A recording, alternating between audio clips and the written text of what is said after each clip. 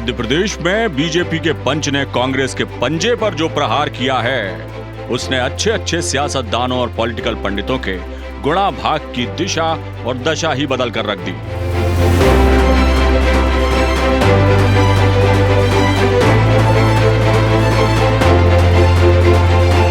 जी हां, देश के दिल मध्य प्रदेश में एक बार फिर भारतीय जनता पार्टी सत्ता नशीन हुई है।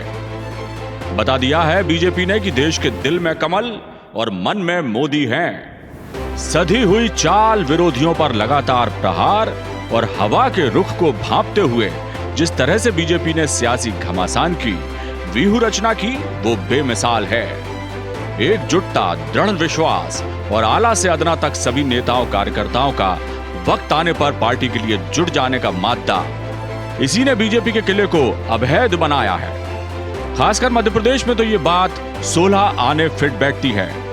2018 का जिक्र करना लाजमी है, जब थोड़ी सी चूक ने बीजेपी को सत्ता से दूर कर दिया था। उस एक डेंट से बीजेपी ने जो सबक लिया, उसका परिणाम आज सबके सामने है। बीजेपी राज्य की जनता को नहीं बल्कि विरोधियों को चौंकाने में महारत रखती है। बीजेपी के धुरंधरों ने संभाला मोर्चा।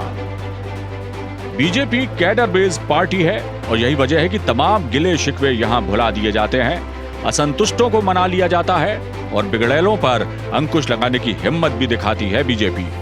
लेकिन एक और खास बात जो बीजेपी को अपराजय बनाती है, वो है बीजेपी के वो नेता जो सियासत के चतुर खिलाड़ी ही नहीं बल्कि हर कठिन परिस्थिति में पार्टी को वारने में माहिर हैं। खासतौर से प्रधानमंत्री नरेंद्र मोदी और केंद्रीय गृह मंत्री अमित शाह, जिनका चुनावी बिसात बिछाने में कोई सानी नहीं।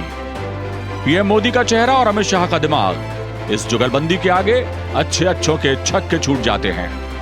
मध्य प्रदेश में चुनाव पूर्व जिस तरह की जमावट की गई, केंद्र और राज्य की योजनाओं के शरबत का जायका जिस तरह चटखारे ले लेकर जनता को पिलाया गया, पन्ना प्रमुखों से लेकर शीर्ष नेताओं तक ने एक एक बूथ को साधने में जोर लगाया। यही सब बातें हैं जो बीजेपी की सफलता को बार बार लगातार दोहराती जाती हैं। दूसरा, मध्य प्रदेश के मुखिया शिवराज सिंह चौहान हैं, जो चुनावों के अलावा भी जनता के हर सुख दुख में बराबरी से खड़े नजर आते हैं। यह भी सबसे बड़ा कारण है कि सूबे की आवाम उन्हें सिर आंखों पर बैठाती है। शिवराज सिंह चौहान का समर्पण, प्रदेश के विकास की प्रतिबद्धता और उनका जन कल्याण को सर्वोपरि मानकर सरकार चलाने का कौशल बीजेपी की जीत का कारण बनता है, इसमें भी कोई दो राय नहीं। नरेंद्र सिंह तोमर, कैलाश विजयवर्गीय, नरोत्तम मिश्रा, वीडी शर्मा, भूपेंद्र यादव, ये भी वो तमाम चेहरे थे जिन्होंने पार्टी की रणनीति को अमली जामा पहनाया और बीजेपी के लिए जीत का रास्ता तैयार किया। योजनाओं का करिश्मा। मुख्यमंत्री शिवराज सिंह चौहान ने प्रदेश में हर वर्ग को छुआ है। महिलाएं हों, किसान हों, युवा हों, श्रमिक हों या फिर राज्य सरकार के कर्मचारी हों, सभी के जीवन को बेहतर बनाने के लिए उन्होंने सरकार का खजाना खोलने में कोई कसर बाकी नहीं छोड़ी। खासतौर से लाडली बहना योजना ने प्रदेश की करीब 1 करोड़ 30 लाख बहनों और माताओं को जिस तरह आर्थिक संबल दिया, उसने सूबे की सियासत की दिशा ही बदल दी।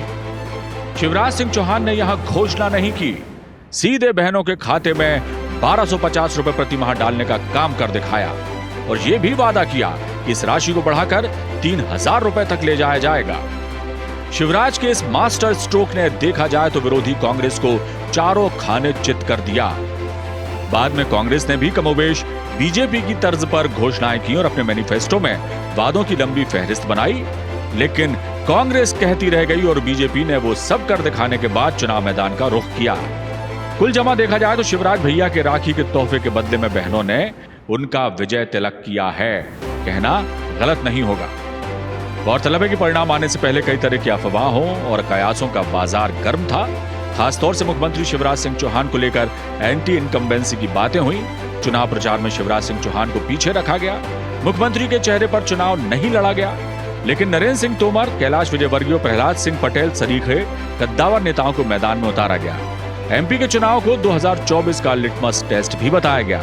बहुत सारी बातें हुई, लेकिन बीजेपी ने इन तमाम बातों को तूल नहीं दिया और विरोधी इन्हीं कयासों और खबरों के जाल में उलझे रहे और नतीजा, बीजेपी ने सेंचुरी मारकर सियासत का टेस्ट मैच अपने नाम कर लिया। बता दिया बीजेपी ने कि मैं ही मैं हूं, दूसरा कोई नहीं।